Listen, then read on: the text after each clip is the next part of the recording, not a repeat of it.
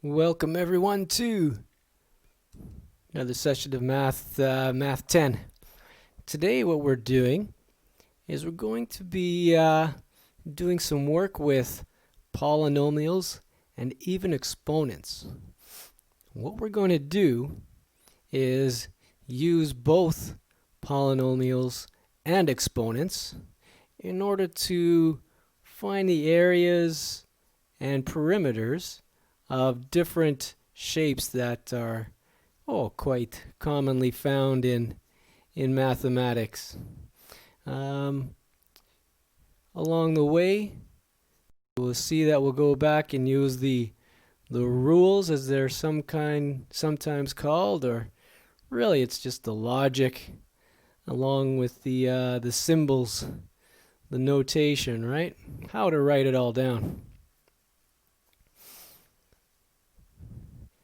Some of these things that we're going to use are, remember, adding and subtracting,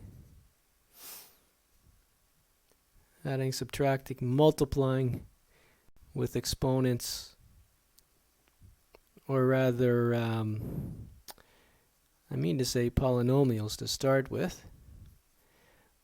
But we're also going to be working with the exponents. And that's typically, don't think we'll be adding them so much, but just multiplying terms like x squared times x cubed. And we have to remember then the exponents in order to get the correct answer successfully. All right, so let's take a look and see, just for fun, how we can use these things that we've learned in order to work with different shapes that you will see or have seen in math. 4 of them are up there on the top already. On the left-hand side there, we have the shape of a square. And inside it talks about the area and the perimeter. So just as a reminder, the area of any shape, this is the space that's contained inside of it. All right, we're talking about a square, so the area is going to be the amount of space that's inside of that shape. Triangle, same thing, the amount that's inside. Circle, the area is the amount that's inside. Now the perimeter, because we're going to be working with this, we got to know what it is. Perimeter, you can think of it as the distance around the edge of the shape. Or in other words, what an ant would walk if it was to go all the way around the edge of the shape. So if we have our, it's starting to look like a rectangle, a little longer on this side than that side. We got our ant, right? Where would he walk? He'd go like that, walk that far, that far, that far, and that far. All right, so that's what the perimeter is, the distance all the way around. This applies to the rectangles and squares, applies to triangles as well. But the ant here could be going like that, then like that, like that. Remember, ants are pretty good walkers, so this could even be up the ramp, down the wall, along the floor.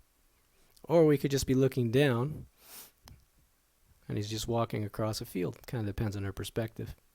But walk across at an angle there, back like that, and back like that. Now, circles also have a perimeter. An ant can start at one point, and it can walk all the way around the area that's contained on the inside.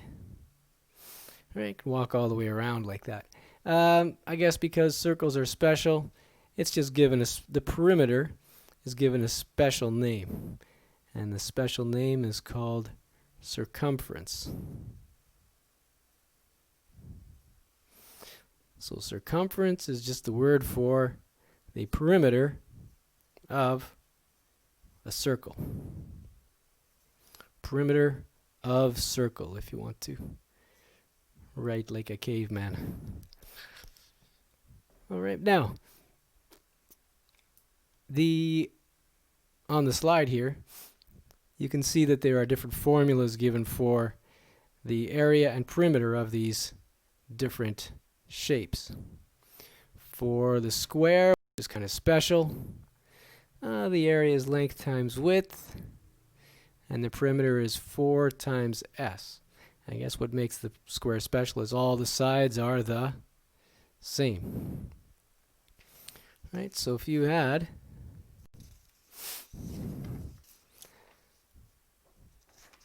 just to use some numbers to get you warmed up.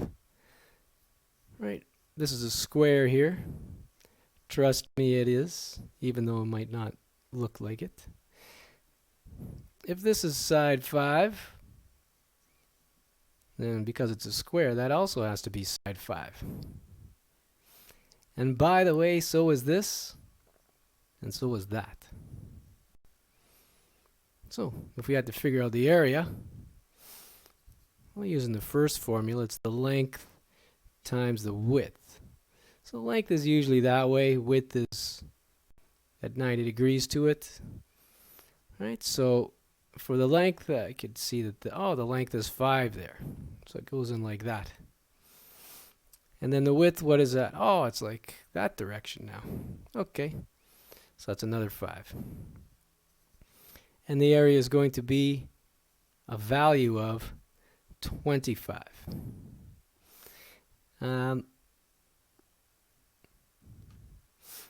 For the perimeter, that's what the ant would walk. All right, so let's say the ant starts down here at this corner, and our little buddy goes like that. So he's walked from there to there. So he's walked 5 meters, or a distance of 5. We didn't actually say what the units are. 5 that way. And let's say he walks that way, which is also 5. So he walks another 5. Then he goes here, walks another 5.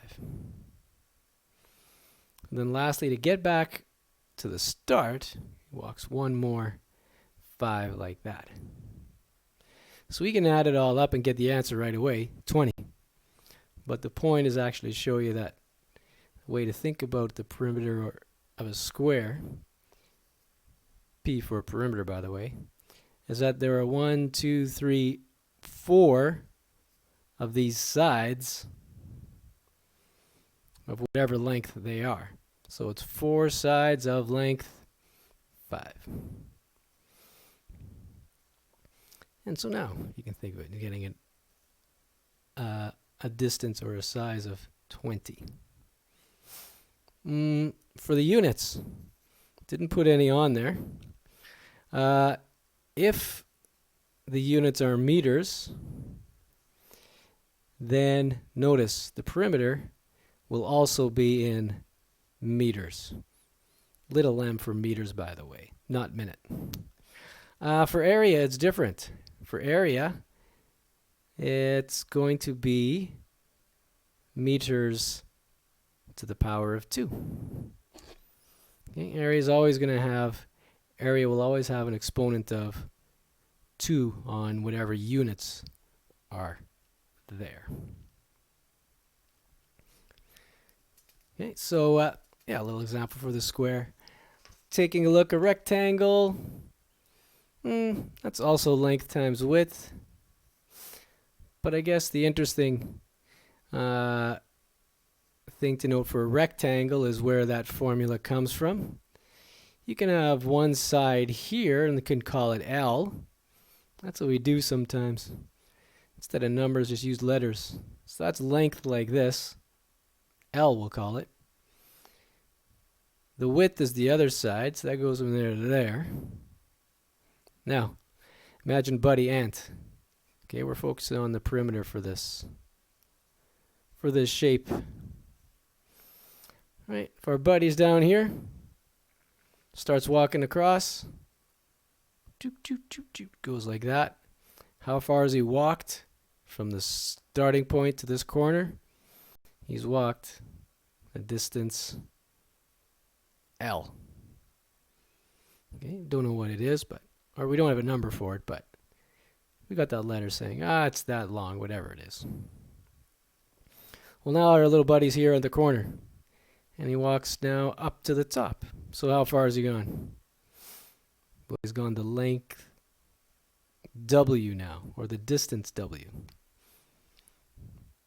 Distance length, distance L, distance W. Takes a right turn and he goes this way. So notice there's no letter there. But you can look at the picture and compare it to the other side. You see? Opposite sides are the same. This side is the same as that side. So for that section, he'll have gone length L. And then remember, the goal is to go all the way around for the perimeter to get back to the start. So it's down like this. So that is plus another W for the same reason. If he walks up by 5, just to pretend, then he has to walk back down by 5 to get to the start. So these sides are the same.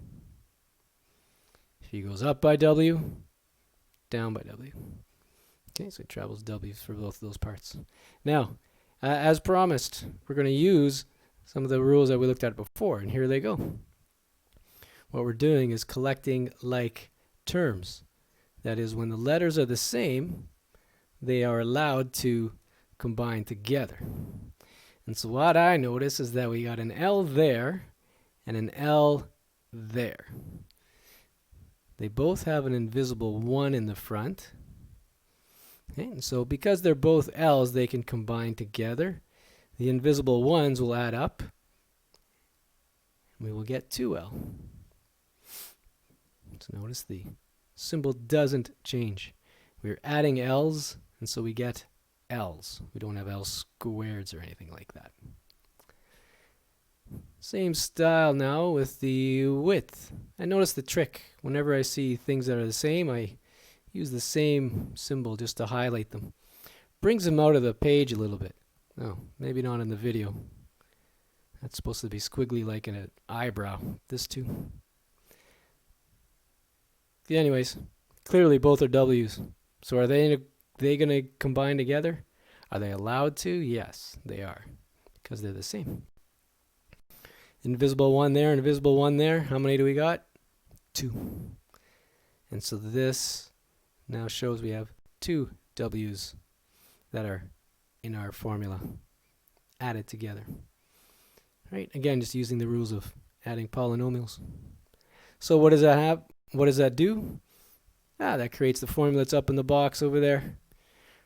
Right? Just showing you where it comes from, how it relates to the picture, to reality, and how it relates to the polynomial rules that we, one of the polynomial rules or logic that we looked at earlier. Okay, what's left? Triangle and a circle. Okay, well, for the triangle, you know, it could be length and width. So what I mean by that is, I have a triangle here. The B is for the base. And that's usually the bottom. H is for the height. So that's at 90 degrees to the bottom. So H is going to be there. And then, well, that's the formula for it. A is, you go base times the height. And then you take half of that. And that gets the formula that is shown there. Now, I guess just for algebra's sake, I'm going to point out that you can, or you might also see the formula written like this. Okay, so you have a half in the front, or you have b times h on the top divided by 2. Okay, they're both the same.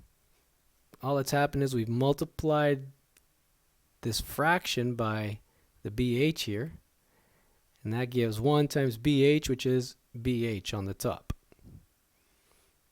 On the bottom, the denominator, we have 2 times the invisible 1, which gives a 2 down there. Alright, so both these formulas are fair game. I'm going to also add as an aside, remember we can just change the letters. They might say that that's L, and it'd be kind of weird, length and width of a triangle, I guess, but if those are the letters, then we can just update the area so it's length times the width divided by 2. Okay. Now, where does this come from? Well, I guess it might be interesting to mention that if you have something like this to start with, an h and a b, notice no side yet. If you go h times b, if you do h times b, you know what? If you go back to the earlier picture, it's kind of like length times the width. So if you pretend that b is like the length and h is like the width, b is like the length, h is like the width, then what you actually get with these two only is the area of what? The area of a whole square rectangle thing. Okay, well notice, base times height, h times b, that doesn't give a triangle. So what we do is we go like this, draw a line like that, and what we've done is we've cut the rectangle in half. So watch this. The triangle is half of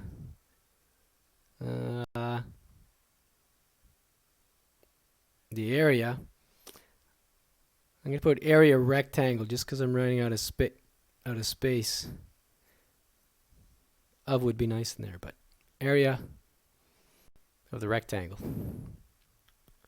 That's what we just did. And what we're doing is we're getting this part, which is just like that shape there. So watch, this is beautiful. This is probably the most important sentence you're going to learn all year. And then the next one, second most important. Because this is how you can, a good way to work through some questions. This is representing the area of the triangle. So I mean the page is called the triangle here. So area is, I jumped the gun a little bit, is can be written as equals. So that's just a translation from English to math. Half, it's like that. Of, now of usually translates to times, multiplying. Okay, there's not x, of course it looks like an x, but it means multiplying. And then the area of the rectangle. Well, the area of a rectangle, as we saw, was base times the height in our, in our example here that we started with. And so there you go. That's where the formula for the triangle comes from. It is basically just half of the area of a rectangle you would get by multiplying that side with that side. Okay. That's when you go, woo, wow, cool. All right. It's true. It is. Now, let's take a look at the last one. Last one's a circle. And just a couple of things to mention here before we get into it. Circle things. I'll have pies with them. Calculator probably has a button for pi, but 3.14159 if you want to get fancy. 3.14 is hey, that'll be good. Otherwise, use the pi button with your calculation when you do this. Important thing, or a notable thing, it has to do with the area, and that is pi r squared. Okay, super important, and a reminder about exponents, and that is the 2 that's up there. It applies to the r only. Okay, it's not on the pi. Okay, so just to show you, this means the 2, remember, means there are 2 r's multiplied together. So in fact, if you want to write this out in long form, it's pi times r times r. That's what the area is. Okay, so I'm pretty sure this might come up as an issue, especially when you start using your calculator. Sometimes you might mean to put pi times r squared in there, but your calculator, because of the way it's programmed, might see it differently. So it's just one of these things you got to be careful about if you want to get the U in math class. U for ultimate and understanding. All right, so that was a quick look at these 1, 2, 3, 4 shapes that we've had. What I got is 1, 2, 3 examples for you. But I think what I'm going to do is I'm going to stop this video. Maybe you can get up and stretch, and then I'll show the examples in the next video right away. Okay, so take a moment and come right back.